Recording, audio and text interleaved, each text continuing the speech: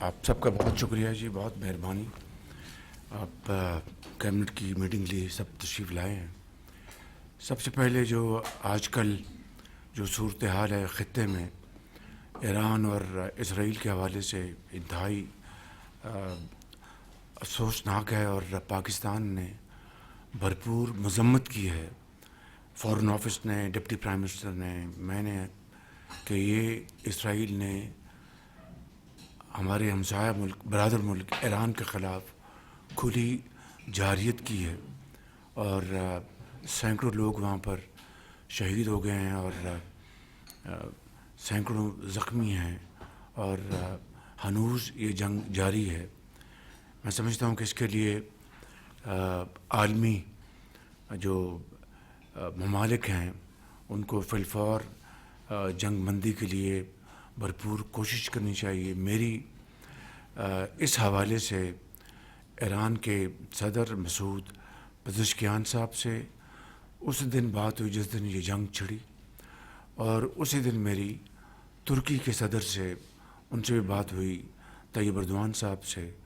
اور میں نے ایران کے صدر کے ساتھ پاکستان کے عوام کی مکمل یکجہتی کا اظہار کیا. اللہ تعالیٰ کرے کہ جلد سے جلد وہاں پر امن قائم ہو، کیونکہ میں سمجھتا ہوں کہ یہ نہ صرف خطے کے لیے بہت خطرناک ہے بلکہ یہ عالمی امن کے لیے بہت خطرناک ہے.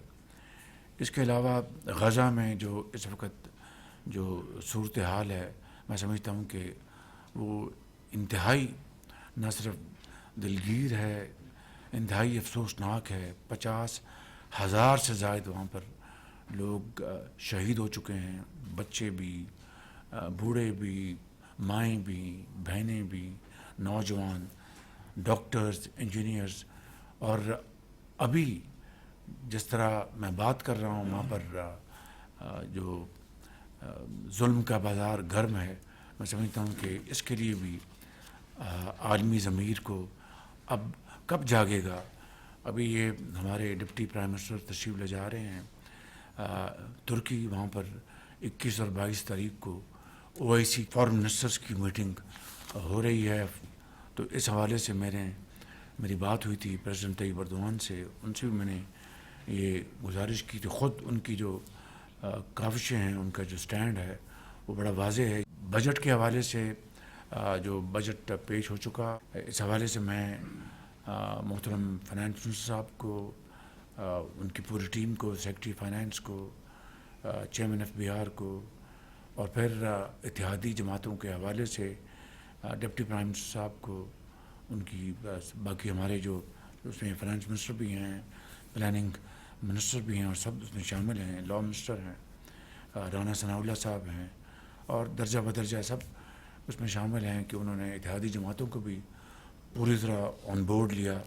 اور جو اپنی جو بجٹ کے حوالے سے جو ہماری جو اس وقت بحث جاری ہے وہ پوری طرح اس سے آگاہ ہے.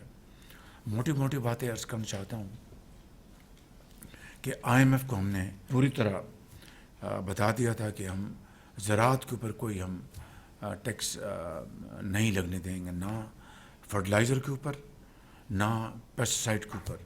تو مجھے خوشی ہے آپ کو یہ بات شیئر کرنے میں کہ IMF نے باوجود کہ ان کا بڑا اصرار تھا، لیکن انہوں نے ہماری اس بات کو انہوں نے مان لیا. میں ان کا شکر گزار ہوں، کیونکہ آلریڈی زراعت انڈر پریشر ہے پاکستان میں. تو میں سمجھتا ہوں کہ اس کی پذیرائی کے لیے ہمیں کم از کم یہ اسٹینڈ لینا چاہیے تھا، وہ ہم نے لیا. 6 لاکھ سے 12 لاکھ تک جو لوگ اس بریکٹ میں ہیں ان کے اوپر 1% صرف وہ ٹیکس لگے گا. 5% کے مقابلے میں جو پچھلے سال تھا وہ صرف 1% لگے گا، اور تنخواہوں میں جو اضافہ ہے 10% ہم اس کو لے کے جا رہے ہیں. اسی طریقے سے اس جنگ میں جو اللہ تعالیٰ نے ہمیں عظیم فتح عطا فرمائی ہے، اور اللہ تعالیٰ کی کمال مہربانی سے اور افواج پاکستان کی شاندار کارکردگی اور پاکستان کے 24 کروڑ عوام کی والہانہ ان کے ساتھ محبت، الحاق، سپورٹ کے ساتھ جو ہمیں جنگ میں ہمیں کامیابی حاصل ہوئی ہے، اور اس وقت جو ہم دہشت گردی کے خلاف جو جنگ جاری ہے، ان حوالوں سے جو افواج پاکستان کو زوری جو ساز و سامان چاہیے، اس حوالے سے بھی ہم نے اس بجٹ میں اس کے لیے ہم نے فزیکل سپیس کو بڑھایا ہے، جو کہ وقت کی میں سمجھتا ہوں کہ عین ضرورت ہے۔ اسی طریقے سے ہم نے پی ایس ڈی پی کو اس سال 1000 ارب روپے پہ لے کے آئے ہیں۔ ظاہر ہے کہ جو یہ آپ کے سامنے جو معاملات ہیں، چیلنجز ہیں، اور ہم نے ایک کمٹمنٹ کی ہے، اس کو ہم نے آنر کرنا ہے۔ ہم ان میں سے نہیں جو وعدہ خلافی کر کے پاکستان کی معیشت کو بالکل ڈیفالٹ پر لے گئے تھے۔ اللہ تعالیٰ کا لاکھ لاکھ شکر ہے کہ 2023 میں ہم نہ صرف پاکستان کو ڈیفالٹ سے واپس لے کے آئے، آج ایک مستحکم طریقے سے ہم آگے بڑھ رہے ہیں۔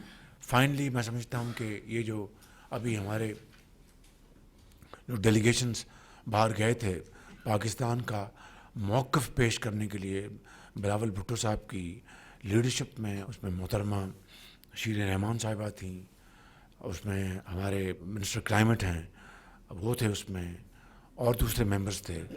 انہوں نے جا کے پاکستان کی بھرپور نمائندگی کی، امریکہ میں، یورپ میں، اور بہت میں سمجھتا ہوں کہ ان کی بڑی ویلیوبل کنٹریبیوشن ہے۔ تو میں یقیناً جناب بلاول بھٹو صاحب کو اور پوری ڈیلیگیشن کے تمام ممبرز کو فرداً اور اجتماعاً ان کو میں شاباش دینا چاہوں گا کہ انہوں نے پاکستان کی وہاں پر بڑی بھرپور نمائندگی کی۔